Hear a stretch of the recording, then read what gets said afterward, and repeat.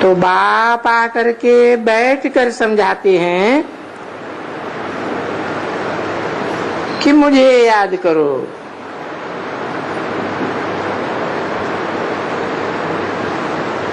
कौन समझाते हैं?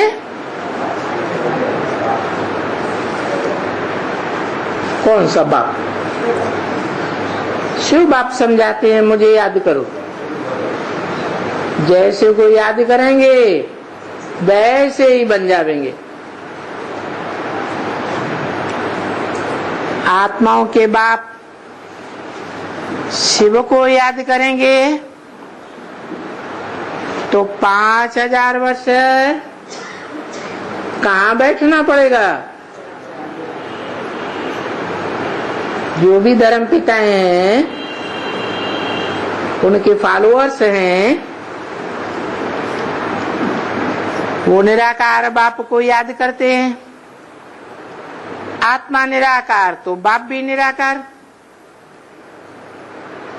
तो उनको कहाँ बैठना पड़ता है?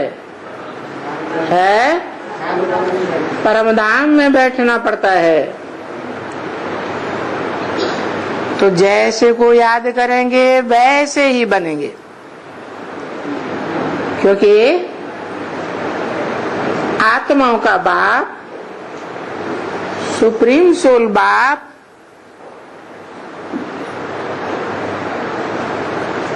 बड़े से बड़ा सन्यासी है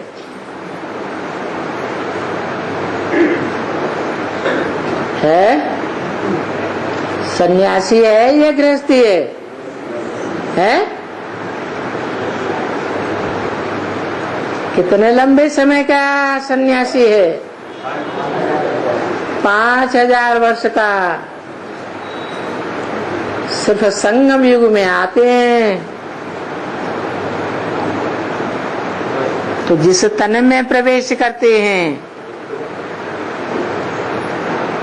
उस तन को ब्रह्मा नाम देते हैं।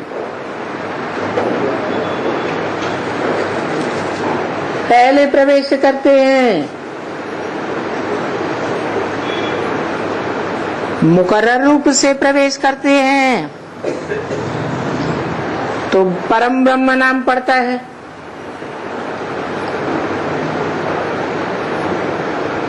और वो परम ब्रह्म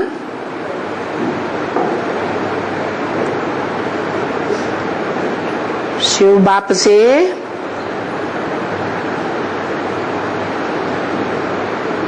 तीनों काल का ज्ञान लेता है। त्रिकालदर्शी से मास्टर त्रिकालदर्शी बनने का ज्ञान लेता है, क्योंकि आत्माओं का बाप जन्म मरण के चक्र से न्यारा है, तो त्रिकालदर्शी है। और हम सभी आत्माएं जन्म मरण के चक्र में आने वाली हैं, तो सब भूल जाते हैं। तो वो बाप जिस मुकर्रर रथ में प्रवेश करते हैं वो मुकर्रर रथ भाग्यशाली रथ कहा जाता है।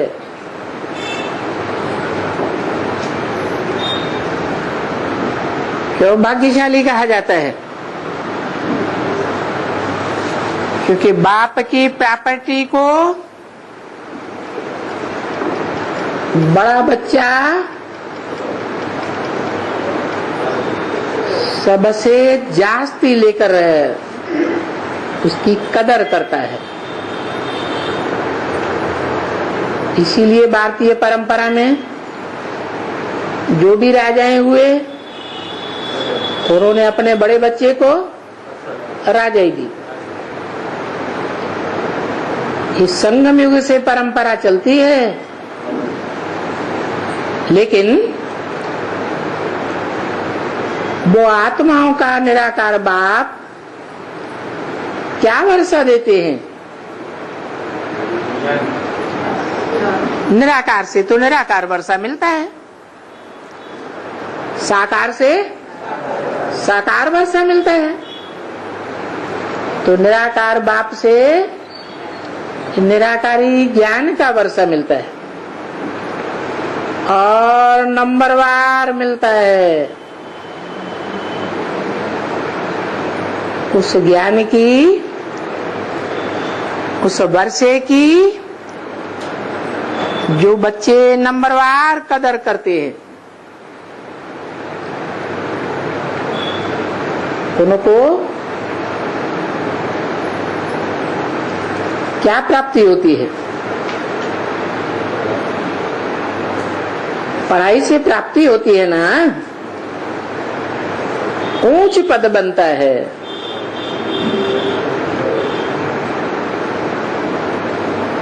ऊंच पद है राजाई का, और राजाओं में भी छोटे राजा हैं, बड़े राजा हैं, मीडियम राजा हैं होते